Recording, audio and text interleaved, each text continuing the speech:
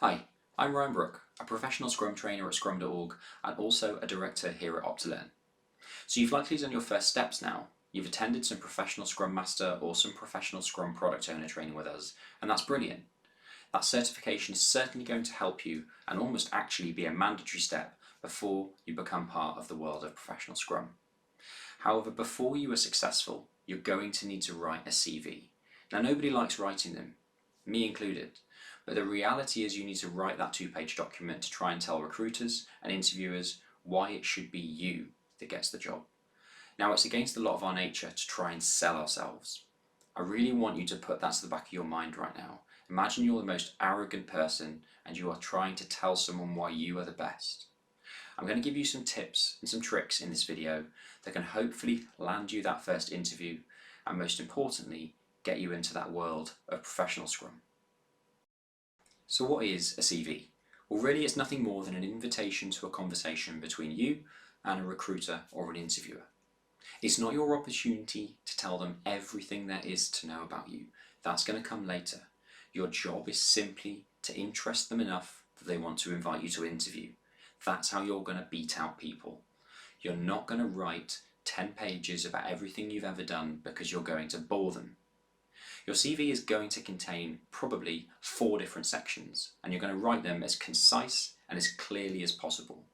The first thing, your contact details, your profile, your certifications, and your relevant work experience. Note I use the word relevant there. I'm going to break down those 4 different sections in this video, really short, really sweet, what they should look like in a CV, and then we'll take it from there at the end. So throughout these examples, I'm going to be talking about just a general fictitious professional Scrum Master vacancy.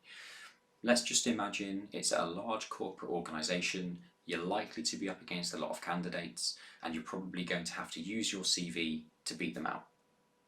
So, the first section, your contact details. Really easy to do, but also really easy to get wrong. Don't put it in size 50 font at the top, stylized font, keep it clean and keep it easy.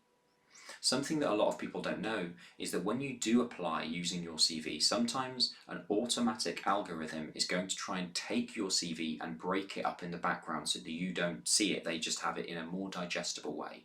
If you try and overcomplicate it using really funky templates, it makes it harder and can sometimes just lead to an automatic rejection.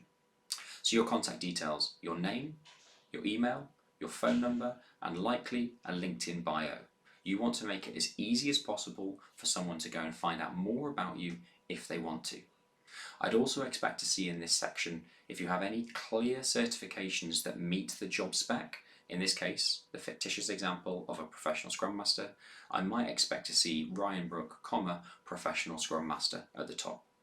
Make it easy so that as soon as they can see that I've got the certification they're looking for, they're immediately more likely to look through the rest of my CV. That's the point. Each of these sections is going to lead on to the next, and that is what you've got to try and entice them with. The next section really is your profile. This is the opportunity for you to show a bit of your character.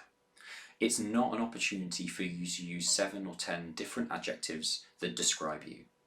I am a timekeeper, reliable, resourceful individual. Those words, whilst they're great, don't mean anything unless you can back them up. So use the profile as an opportunity to simply say who you are, what you're looking for, and also if you have any really key, clear experience that ties into the job. If you can, try and personalize it to the job that you're looking for. However, there is a reality there. If you're going to be applying to 15 or 20 different jobs, it's okay to keep it generic. Is it going to make a difference if you're applying to a large corporate organisation that it's generic? No. Maybe to smaller houses? Yeah, maybe it will make a difference. But don't worry, don't break your back trying to make every single CV individual, because quite frankly, it often doesn't matter in my experience. So in the profile section, I would expect to see something like, I'm Ryan, I'm an experienced professional Scrum Master, professional product owner, and these are my experiences that meet that. Again, this isn't your work experience, this is just really key, clear information that says who you are. You might also write in the profile section what you're looking for.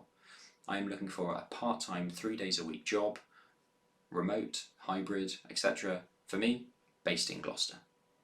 Again, whilst your contact details say who you are, your profile is what you are and what you are looking for. Again, keep it key, keep it simple. Next step is certifications. Certifications are one of the things that are really just going to knock it out of the park. If you've got certifications that they're looking for, you're almost certainly going to be advancing to the interview stage, particularly if there are certifications that are really in demand. Professional Scrum and Product Ownership are absolutely two of those.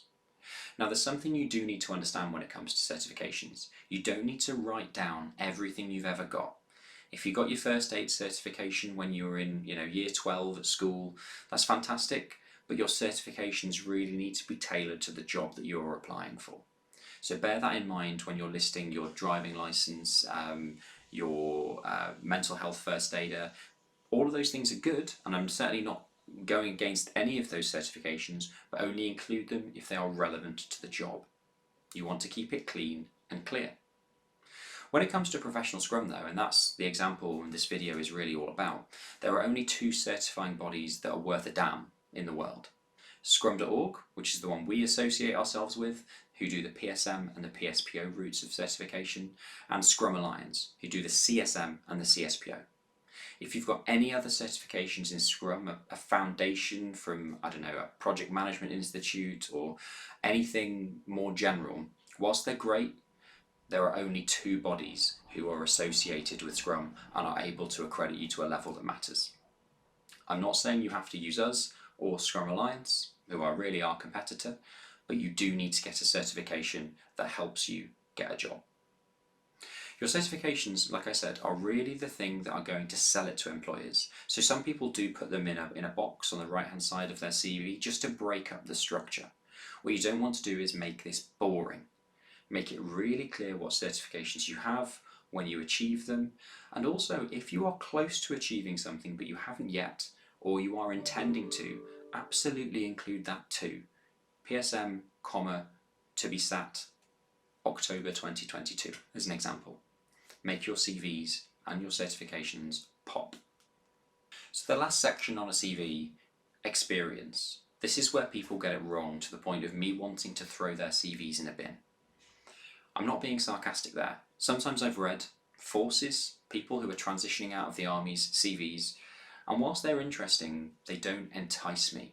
They don't make me want to read further. And the reason why, and I'll be really clear about this, is your skills are absolutely useful. Please don't think they aren't. What you need to get better at though, is showing how they matter in a civilian workplace. I have absolutely no military experience. What I need to see from your CV is how those skills you've developed, of which you have so many, why they matter to my large corporation. Things like being able to respond to change. There's a great example when it comes to Professional Scrum and product ownership. Tell me why the skills you've developed in the military are exactly the same as those ones that are going to help me in a civilian enterprise. That matters. You've got to make it as easy as possible for an interviewer or a recruiter to see why you have experience that can help them. At the end of the day, they are buying something, they're buying a service, and they're trying to buy you. So make it easy for them. When it comes to the experience, the last 2, 3, 4, that's enough. Really clear who you worked for, who your employer was and the dates. And what I tend to do is 1 or 2 sentences about what that job was at a high level, and probably 2 or 3 outcomes I generated. The outcomes are a really important part, because anyone can describe what they did, but actually it's not the output that matters, it's the outcomes you've generated. Did you increase revenue in an organisation by 20%? Did you include or improve team morale to a better state? Those are the things that people can buy from you, and that again is what you're trying to do. Do that 3 or 4 times for your relevant experience and then just stop. Even including a sentence like further work history from X to Y is available upon request. You don't want to give everything away because that is when your CV starts to bloat. I've said it 10 times probably already in this video. Keep it clean and keep it simple and help people to make it easy to invite you to interview. What we're going to do now is we're going to take a look at some good examples, and I know I've been dotting some around already. Hopefully they will give you a good example and a good ground to build your CV on top of if you're looking for professional Scrum work. So here are two CVs that don't entirely follow the practices we've spoken about here, but I think they're two really good examples that people can learn from. You can see that they've really got clear contact details, they've got clear education and their skills and the certification, and also they've not gone overboard on their experiences.